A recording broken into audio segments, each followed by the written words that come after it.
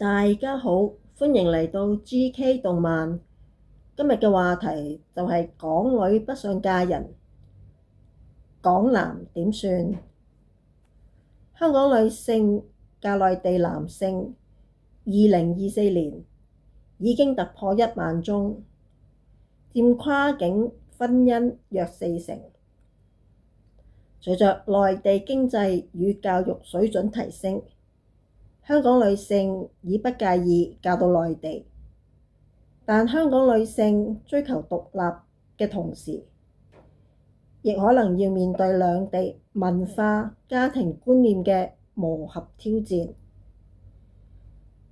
政府統計處由1991年至2024年，香港男性與內地女性結婚由21,222宗跌至16,078宗，而香港女性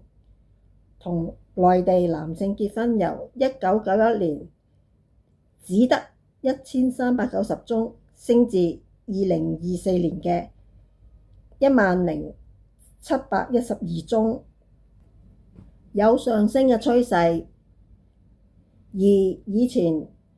好多男性喜歡到內地尋找年輕女生做老婆，但近年內地女性教育水平提升了不少，選擇也提高了，不一定會選擇港男。而香港女性因在香港女多男少嘅關係，所以會選擇異地戀，因為選擇內地男文化差異會少一點，而內地男會照顧人、做家務，對婚姻有責任心，內地物價和住屋都會考慮條件當中，而港女會喜歡比自己年輕嘅男性，因為比較會聽話一啲，可以滿足港女獨立又大女人嘅性格，所以年下男比較受歡迎。而覺得香港男性只喜歡拍拖，唔想結婚，同埋好貪玩，冇安全感，所以就轉到內地找對象。